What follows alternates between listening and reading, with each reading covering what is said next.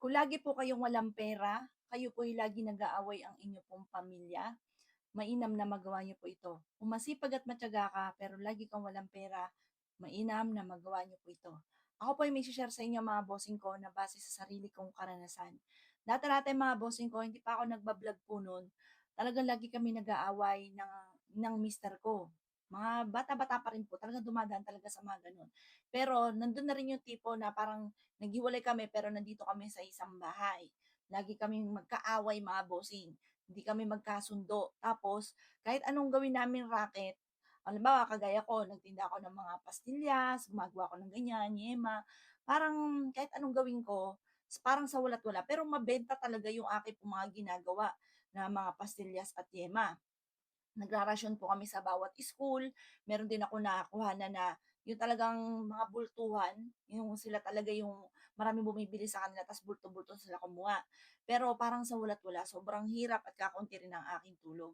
Minsan napapatanong ako sa isipan ko, bakit gano'n? Bakit parang parang kahit anong gawing kayod ay sa wala't wala? Tapos lagi nga pong nandun yung tipo na lagi nag-aaway, gano'n, mailap ang swerte. Ang ginawa ko lang pamabossing ko, ako'y, base rin sa aking karanasan at naniniwala din ako sa ganito kasi lumaki nga po kami mga bossing ko sa mga albularyo, sa mga tapal-tapal lang sa papel, sunulat-sulat, tas tatapal, papahiran ng langis, tas tatapal dito, tatapal sa likod. Nasanay kami sa mga gano'n, lumaki kami sa gano'n. Ngayon po ay, in-apply ko yung aking nalalaman. Kumuha po ako ng isang basong tubig, kagaya po nito. Kumuha ka ng isang basong tubig kung ikaw ay isa sa mga nakakaranas din, pati yung lubog sa utang, naku napagdaanan ko na 'yan. Lahat ng puwedeng utangan mga bossing ko, yung mga bombay kapag po halimbawa maniningil na sa'kin, aalis ako do'n sa puwesto ko, nag-iikutan kami kasi wala pa akong pambayad, wala pang benta, yung mga gano'n mga bossing.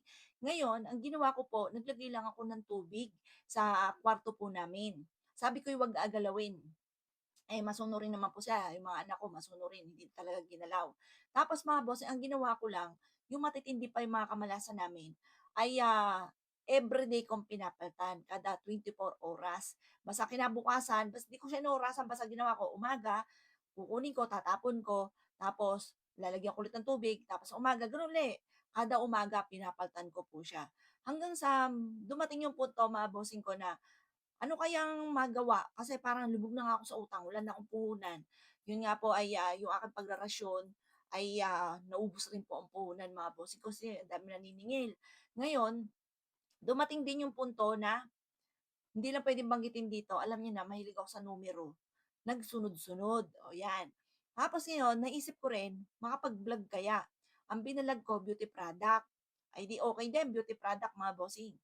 Tapos ngayon, sumunod na, nagsunod-sunod sa sobrang tuwa ko, tinaray ko yung dahon ng laurel. Yung dahon ng laurel naman sumunod. Pagkatapos po nun, nag-wish po ako. Tapos, nagkatotoo. Ang ginawa ko, binidyo ko sa dahon ng laurel. Doon na, mga bossing. Kumbaga, nagsunod-sunod na ang mga dumarating. Meron din akong boss na napayunan ng ganito. Magko-close na siya sa kanyang negosyo. Tumal. Nagsabi na po siya doon sa kanyang inuupahan na hanggang dito na lang siya, hanggang date na ganito, may taning na yung negosyo niya. Tapos mga boss, ay di nakakakwentuhan ko, sabi ko, "Eto ang gawin," tapos lagyan ng barya, ng piso.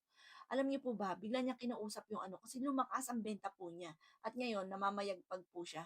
Hindi ko naman puwedeng banggitin buti dito, pero alam niya po yun mga boss, at lagi rin siya nanonood at nakakasubaybay sa mga pampaswerte natin.